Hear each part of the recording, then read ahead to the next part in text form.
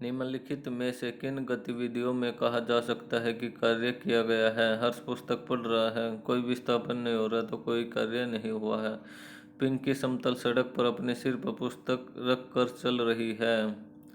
पिंकी चल रही है लेकिन ये 90 डिग्री कोण का थीटा बना रही है, सिर पर रख कर चल रही है, तो क्या का कार्य यहाँ भी जीरो होगा। श्रुति कुर्सी पर बैठी है तो इसका विस्थापन कोई नहीं है श्रुति का, इसलिए यहाँ पर भी क्या का कार्य जीरो है। खुशी घर की दीवार को धक्का दे रही है परंतु ऐसा करने में असफल है। खुशी दीवार को धक्का दिया जा रहा है, बल लगा जा रहा है, लेकिन दीवार विस्थापित नहीं होती, तो यहाँ भी किया गया कार्य जीरो है। लेकिन ये सभी ऑप्शंस में ऑप्शन बी है, इसके द्वारा कहा जा सकता है कि कार्य किया गया है, क्योंकि वह चल रही है उसमें विस्थापन हो रहा है, इसलिए ऑप्शन बी हमारा आंसर हो जाएगा। यदि इससे अच्छा कोई और ऑप्शन होता तो हम उसे सेलेक्ट करते, क्योंकि कोई भी वस्तु सिर पर लेकर चलते हैं तो किया गया कार्य क्या होता है, जीरो होता है, क्योंकि थीटा का कोण 90 डिग्री बनता है। लेकिन यहाँ कोई ऐसा ऑप्शन दिया ही नहीं गया है, तो हमें इनमें से सेलेक्ट करना है। इनमें सबसे सुटेबल आंसर है ऑप्शन बी। एक कुली 100 मीटर की दूरी तक 500 न्यूटन बल का भार उठाता है, उसके द्वारा किया गया कार्य क्या हो जाएगा? 0 न्यूटन हो जाएगा। यहाँ ऑप्शन में 0 दे रखा है तो 0 हमारा आंसर हो जाएगा, क्योंकि कोई भी वस्तु उठाते हैं तो थीटा का कोण 90 डिग्री बनता है। निम्नलिखित में से किस मामले में कोई कार्य नहीं हुआ है? एक पवन चक्की कुएं से पानी निकाल रही है, तो एक गधा अपनी पीठ पर वजन लेकर चल रहा है। सुमन एक पुल में तैर रही है, एक इंजन ट्रेन को खींच रहा है।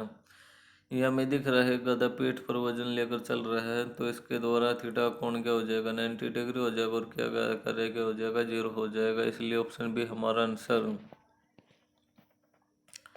यदि किया गया कार्य शून्य है तो बल और विस्थापन के बीच का कोण 90 डिग्री होगा, 90, क्योंकि कोस 90 डिग्री पर ही जीरो होता है। 20 न्यूटन का बल किसी वस्तु पर कार्य कर रहा है, वस्तु बल की दिशा में 4 मीटर के माध्यम से विस्थापित हो, किया गया कार्य हो जाएगा। यहाँ पर देखिए आप 20 चौक 80 होते हैं, 80 जूल हमारा कार्य हो जाएगा, ऑप्शन डी। यदि आपको ये भी नहीं पता होता, केवल यूनिट को देखकर आप आंसर मार्क कर सकते थे। यहाँ पर वाट है, यहाँ पर न्यूटन है, यहाँ पर पास्कल है, यहाँ पर जूल है, जूल वाला हमारा आंसर हो जाएगा ऑप्शन डी। तो इस चीज़ का भी आपको ध्यान रखना है, बहुत सी जगह है केवल हम यूनिट देखकर आंसर मार्क कर सकते हैं। एक मजदूर भूमि से 15 किलोग्राम का सामान लेता है और उसे भूमि से 1 मीटर ऊपर अपने सिर पर रखता है, उसके द्वारा किए गए काम की गणना करें। अब हम देखते हैं कि उन्हें सिर पर वजन उठाए, लेकिन 0 जूल हमारा आंसर नहीं है, तो हमें द्रव्यमान दिया गया है, ऊंचाई दी गई है, तो स्थितिज ऊर्जा का फार्मूला लगेगा 15 एकम 15। आंसर में केवल 15 आएगा।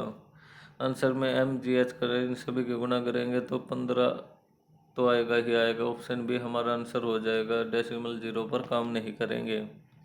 कार्य होता है यदि कार्य करने की क्षमता हो, यानी ऊर्जा। कार्य होता है यदि ऊर्जा हो, यानी कार्य करने की क्षमता, तभी कार्य होगा, ऑप्शन बी हमारा आंसर हो जाएगा।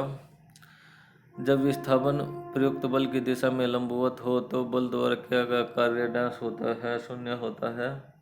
शून्य होता है, लंबवत का मतलब होता है परपेंडिकुलर। ये बल और विस्थापन की दिशा है, जो यदि 90 डिग्री का कोण बना रही है तो किया गया कार्य क्या हो जाएगा? शून्य हो जाएगा, क्योंकि कोस 90 पर है, जो जीरो का मान जीरो होता है। एक मजदूर 10 किलोग्राम का सामान भूमि से उठाकर 1.12 मीटर ऊपर अपने सिर पर रखता है, उसके द्वारा किए गए काम की गणना करें। 12 गुणा में 10 करेंगे तो हमारा आंसर में केवल 12 ही आएगा, ऑप्शन ए हमारा आंसर हो जाएगा। स्थितिज ऊर्जा वाला फार्मूला लगेगा, क्योंकि द्रव्यमान और ऊंचाई दी गई है।